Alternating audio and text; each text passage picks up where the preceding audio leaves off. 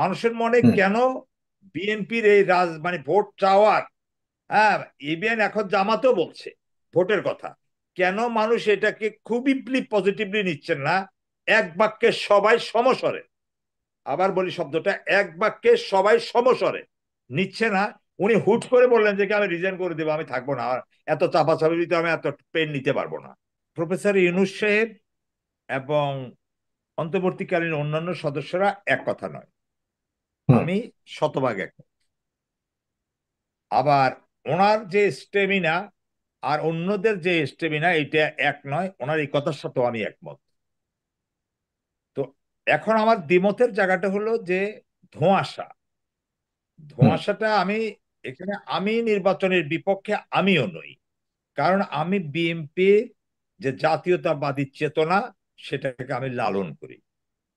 আমি বহুদলীয় গণতন্ত্রকে পছন্দ করি, সুতরাং আমি নির্বাচনের পক্ষে।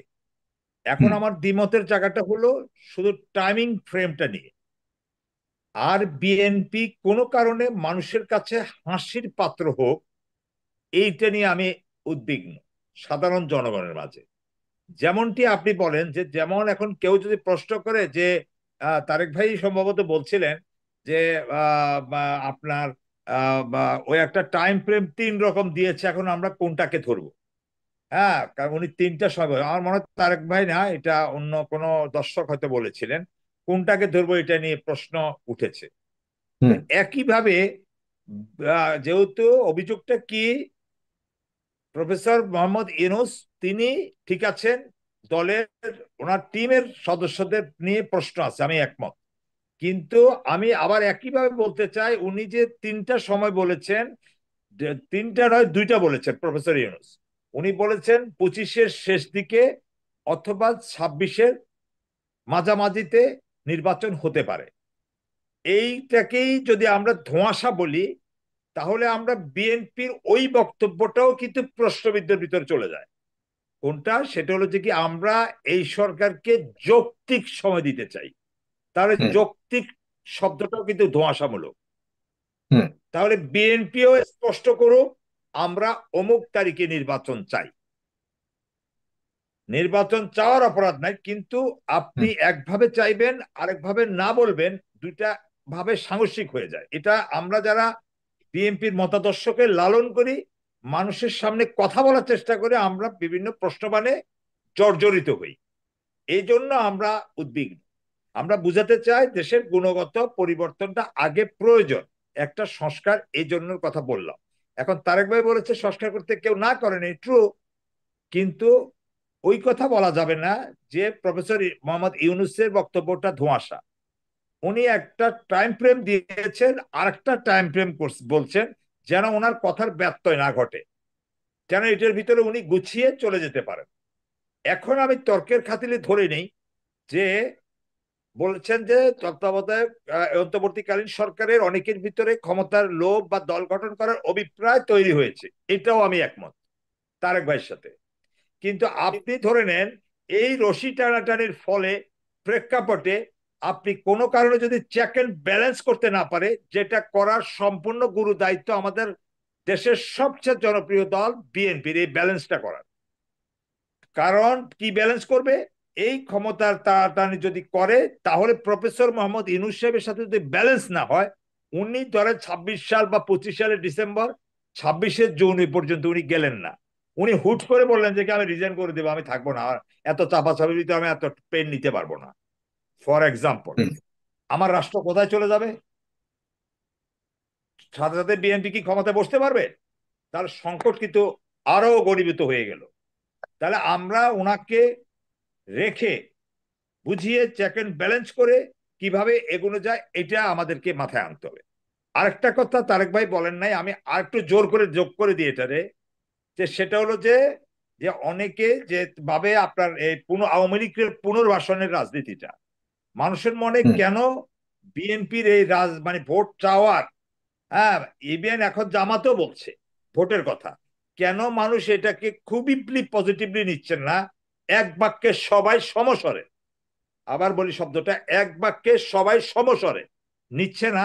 এটার কারণ হলো যে বিভিন্ন জায়গায় আওয়ামী লীগকে পুনর্বাসন করার অর্থের বিনিময়ে মামলা থেকে অব্যাহতি দেয়া, চাঁদাবাজি করা, তাদের গাড়ি দখল করা, বাস স্ট্যান্ড দখল করা, এই জিনিসগুলো মানুষ মানে যা রটে তা কিছু না কিছু বটে। এখন এটা যদি 10% সত্য হয়, 10%ও যদি সত্য, এটা বড় আকার হিসেবে মানুষের সামনে চলে এসেছে। পাশাপাশি এই যখন দেখলো যে কি আওয়ামী লীগের কথা যে আমরা নির্বাচনের পক্ষে, গণতান্ত্রিক প্রক্রিয়া বাংলাদেশ ফিরে আসুক, তখন মানুষের মনে সন্দেহ যায় বিএনপির কথার সাথে, টোনিং এর সাথে আওয়ামী লীগের টোন মিলছে কেন। আবার বিএনপি এবং আওয়ামী লীগের টোনের সাথে ভারতের টোন মিলে যাচ্ছে কেন, কোথায় ইকুয়েশনটা।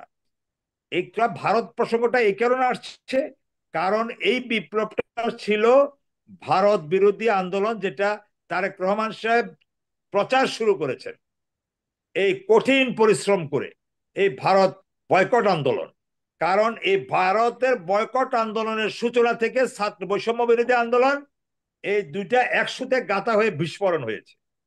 তাহলে কোনোভাবে ভারতকে এটাকে বিচ্ছিন্ন করে দেখা যাবে না। তাহলে আমাদের দেশে দ্রুত ইউনূস সরকার চলে যাক, বিএনপি সরকার ফর্ম করুক, রাজনৈতিক দল আসুক, এটা ভারত কেন চায়, তার ইন্টারেস্ট, এবং আওয়ামী লীগ বা কেন চায়, এই জায়গাটা আমরা খতিয়ে দেখছি না। ঠিক যখন দেখা গেল যে কি বিএনপি বা অন্য কোনো রাজনৈতিক দল বা অন্য কোনো মহল, স্বার্থান্বেষী মহল আওয়ামী লীগের উপরে ভর করছে, সাগর ভাই খেয়াল করেন যে আওয়ামী লীগকে পুনর্বাসন করে তারা একটু ফায়দা নিতে চাচ্ছেন, জামাতও কিন্তু পিছিয়ে থাকছে না, জামাতও কিন্তু এখন কিছু কিছু জায়গায় এরকম শোনা যাচ্ছে।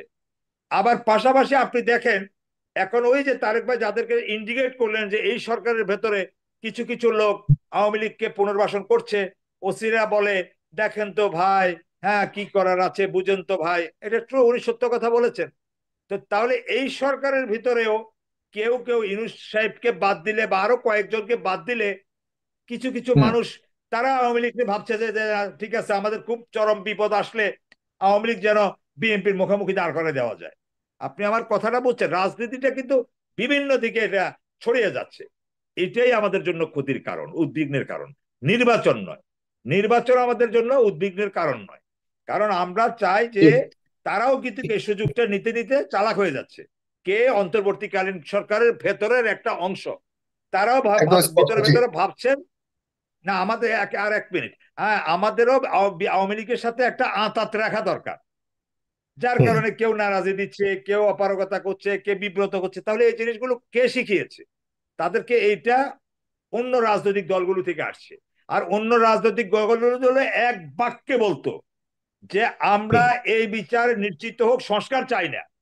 আমি আজকে আপনার অনুষ্ঠানের মাধ্যমে দাবি করি আমার সংস্কার পরে হোক, কিন্তু ফেসিবাদী হাসিনা এবং তার দোসরদের বিচার হয়ে তারপরে নির্বাচনটা হোক। এটার উপরে জনগণ হ্যাঁ বা না বলুক, আপনি জনগণের মতামতটা একটু ভোটিং এ দেন, এটা আপনার কাছে আমার বিনয়ের সাথে অনুরোধ। তাহলে জিনিসটা পরিষ্কার হয়ে যাবে। এখন আপনি যদি মনে করেন যে বিচারও করবেন না, সংস্কারও করবেন না, তাহলে বিচার করতে হলে যে বিএনপির চাপ দেওয়া উচিত, জামাতের চাপ দেওয়া উচিত, চরমনাই পীরের চাপ দেওয়া উচিত, হেফাজতের চাপ দেওয়া উচিত, তারেক রহমান সাহেবদের চাপ দেওয়া উচিত, আমাদের চাপ দেওয়া উচিত। আমরা সেটা দিচ্ছি?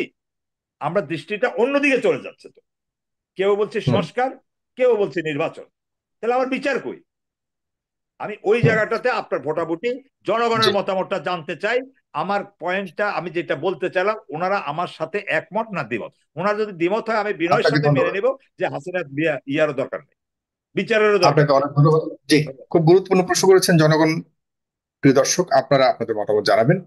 তিনি আসলে যেই নির্বাচনটা অন্তত পক্ষে এই সংস্কারের পর হওয়া উচিত, যেটি হলো তিনি বলতে যাচ্ছেন যে শেখ হাসিনা সরকারের বা তাদের দোসরদের বিচারটা অন্তত করুক, সেই সময়টুকু দেওয়া উচিত। আপনারা কি একমত কিনা জনাব পলাশ চৌধুরীর সাথে? আপনাদের মতামত জানাবেন। আমি